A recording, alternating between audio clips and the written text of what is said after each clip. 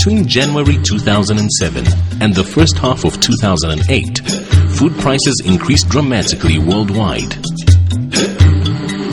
The average world price for basic staple foods such as rice, wheat, corn, and soybeans rose drastically, creating a global food crisis.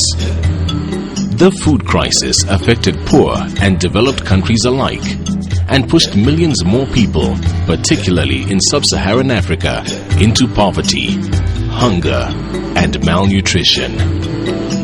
The food crisis also had other social repercussions in various countries. In late 2007, people reacted to the escalating food prices by rioting and protesting, forcing governments to take action. What caused the rise in food prices? Evidence at hand attributes it to inputs such as the increase of the oil price, which in turn caused an increase in the cost of inputs such as fertilizers, food transportation, and industrial agriculture. Another reason for the rise in prices could be the use of food crops for fuel, particularly maize, which had begun to be used for making biofuels.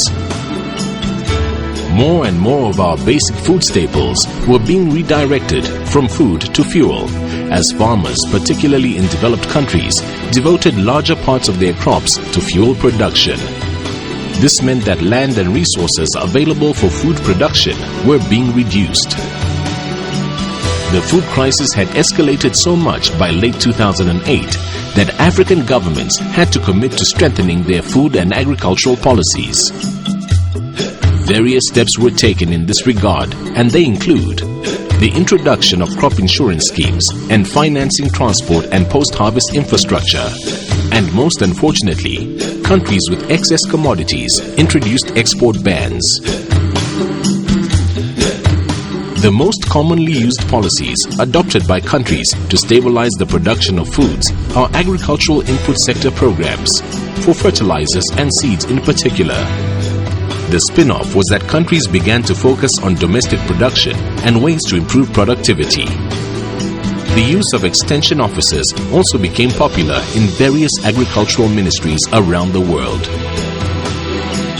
This effort was particularly successful as it created a platform for skills transfer and technical assistance.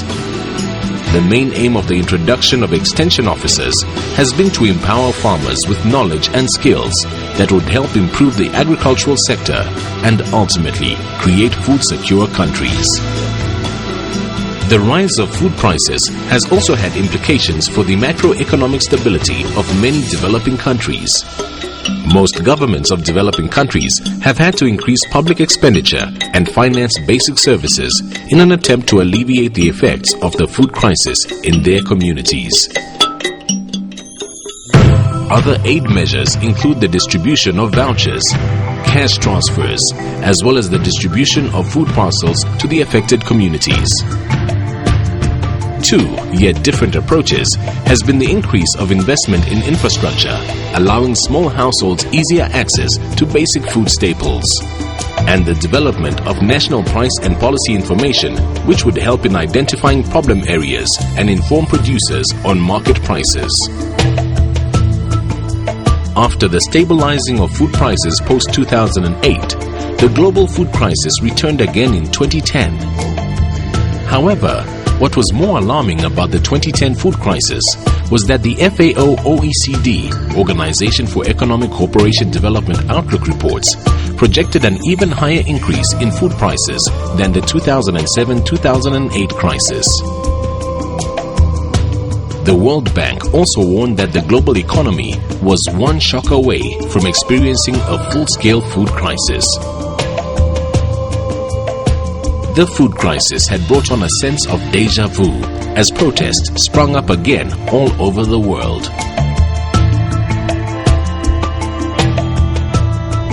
According to the World Bank's Food Price Watch of April 2011, key staple food prices that are going through the roof include maize, wheat, soybeans, and sugar.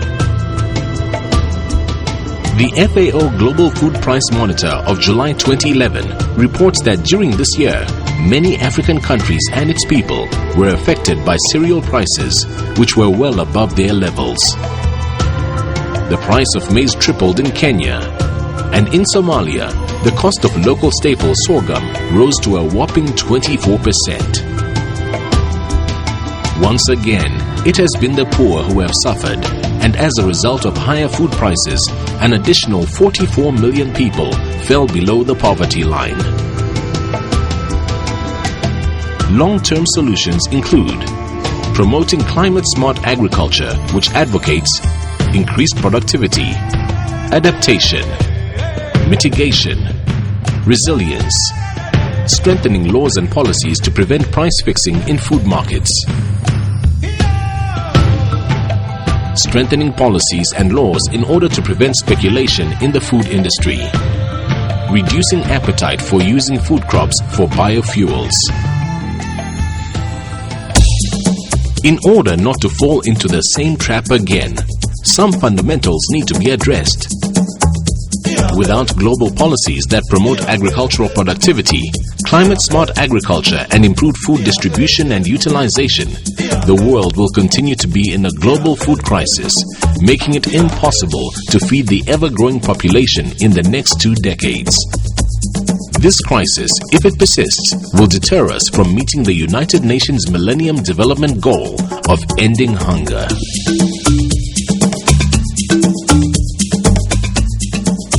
Keeping food affordable will continue to require good policies at global level. It's important to maintain consistency in development and implementation of policies. We need to understand the risks involved. We must scale up our successes, and we must work together in the fight against the global food crisis.